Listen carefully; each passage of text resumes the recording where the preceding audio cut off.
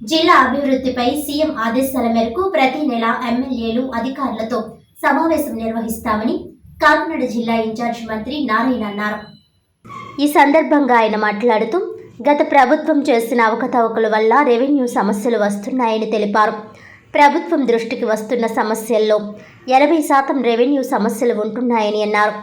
సర్వేయర్లు ఉన్న చోట నుంచి బదిలీ చేసి పూర్తి స్థాయిలో రెవెన్యూ సమస్యలను పరిష్కారం చేయాలని ఆదేశించామని తెలిపారు. జిల్లా అభివృద్ధిపై సీఎం ఆదేశాల మేరకు చర్చించడం జరిగిందన్నారు. ప్రతి నెల ఎమ్మెల్యేలు అధికారులతో సమావేశం నిర్వహిస్తామని అన్నారు. తాగునీరుకి యాక్చువల్గా ఏంటంటే ఈ కొత్త పైప్ లైన్ ఇన్ని మార్చిన తర్వాత యాక్చువల్గా ఏదైతే ఓవర్ హెడ్ ట్యాంక్స్ ఉన్నాయో దాని యొక్క ప్రెషర్ చాలలేదన్నారు. దాని విషయం యాక్చువల్గా కలెక్టర్ గారికి కూడా చెప్పాం. కలెక్టర్ గారు కూడా దాన్ని పరీక్ష చేసి అవసరమైతే ఎక్కువ ఓవర్ హెడ్ ట్యాంక్స్ చేసేట్టుగా చేస్తామన్నారు. అదేవిధంగా క్వాలిటీ ఆఫ్ వాటర్కి ట్రీట్మెంట్ కూడా ప్రాపర్గా చేసి దాన్ని టెస్ట్ చేయమన్నాం. కానీ మనకున్న జీవోలు ఏంటంటే 1వ తరగతి నుంచి 5వ తరగతి దాకా 5 క్లాసులకు కలిసి 20 మంది పిల్లలుంటే 1 టీచరు, 40 మంది పిల్లలుంటే 2 టీచర్లు, 60 మంది పిల్లలుంటే 3 టీచర్లు. అది ఎడ్యుకేషన్ కాదు. ఒక్క స్టూడెంట్ ఉన్న క్లాస్కి 2 ఉన్నా ఆ క్లాస్కి 1 టీచర్ ఉండాలి. అప్పుడే అది రియల్ ఎడ్యుకేషన్. ఆ యొక్క డైరెక్షన్లో ఈరోజు ఎడ్యుకేషన్ మినిస్టర్ దాన్ని వర్క్ చేస్తున్నారు. దాంట్లో ఇక్కడ 1224 స్కూల్స్ ఉంటే 1024 స్కూల్స్కి ఎటువంటి సమస్య లేకుండా ఎమ్మెల్యేలు అండ్ అధికారులు ఏకాగ్రీవంగా ఒప్పుకున్నారు. ఒక 180 స్కూల్స్ మాత్రం కొద్దిగా సమస్య ఉంది. దాని విషయం కలెక్టర్ గారు, ఎడ్యుకేషన్ డిపార్ట్మెంట్ వాళ్ళు మళ్ళా ప్రజాప్రతినిధులతో, ఎమ్మెల్యేలతో వాళ్ళతో డిస్కస్ చేసి ఎవరికి ఎటువంటి ఇబ్బంది లేకుండా ఆనరబుల్ ఎడ్యుకేషన్ మినిస్టర్ లోకేష్ గారు ఏదైతే చెప్పారో దాని ప్రకారం పోతామని చెప్పడం జరిగింది. ఇవి కాకుండా మన కలెక్టర్ కాన్ఫరెన్స్లో అతి ముఖ్యమైనవి డిస్కస్ చేసింది ఏంటంటే జీజీహెచ్ హాస్పిటల్ చాలా ఫేమస్. ఒకప్పుడు కాకినాడ హాస్పిటల్ అంటే ఈ కోస్టల్ ఏరియాలో that is one of the best medical college. అక్కడ బిల్డింగ్స్ అన్నీ డ్యామేజ్ అయినాయి. కొత్తవి కావాలని ఒక 500 కోట్లతో ఎస్టిమేషన్తో ముఖ్యమంత్రి గారికి కలెక్టర్ గారు చెప్తే వెంటనే హెల్త్ డిపార్ట్మెంట్ వాళ్ళకి చెప్పారు దాన్ని వర్కౌట్ చేయండి, అట్లీస్ట్ ఫేజ్డ్ మేనర్ అన్నా స్టార్ట్ చేస్తామని.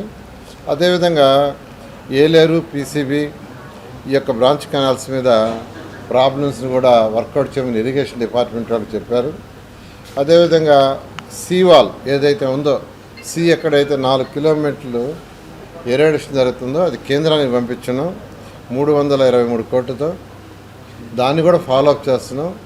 అది కూడా రాగానే దాని వర్క్ కూడా యాక్చువల్గా స్టార్ట్ చేయడం జరుగుతుంది.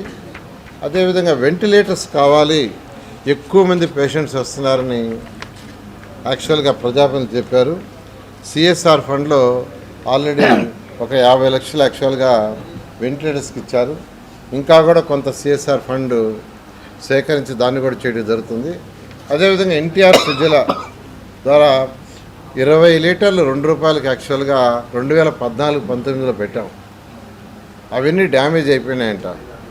వాటిని కూడా యాక్చువల్గా కలెక్టర్ గారు చెప్పాను ఇమీడియట్గా రిపేర్ చేసి లోకల్గా ఉండే ఆ కమిటీలకు ఇస్తే ఈ ఎండాకాలం ఇబ్బంది లేకుండా చేస్తామని చెప్పి ఈ విధంగా ఈరోజు అనేక సమస్యల గురించి పర్టికులర్గా కలెక్టర్స్ కాన్ఫరెన్స్లో ఏదైతే జరిగిందో సీఎం ఆధ్వర్యంలో వాటి మీద ఈరోజు డిస్కస్ చేయడం జరిగింది.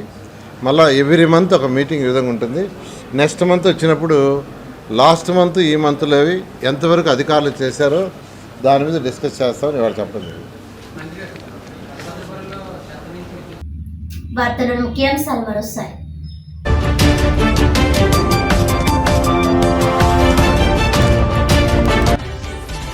కాకినాడ జిల్లా తునిలో గల ఒక గ్యాస్ ఏజెన్సీలో ₹1,00,000 లంచం డిమాండ్.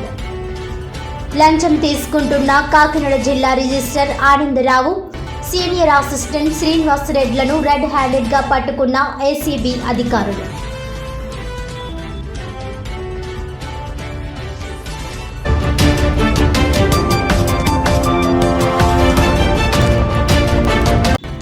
జిల్లా అభివృద్ధిపై సీఎం ఆదేశాల మేరకు ప్రతి నెల ఎమ్మెల్యేలు అధికారులతో సమావేశం.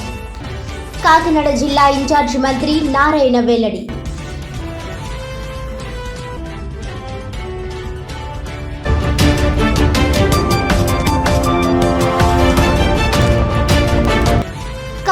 కార్పొరేషన్ ఎన్నికల పెండింగ్ పై మున్సిపల్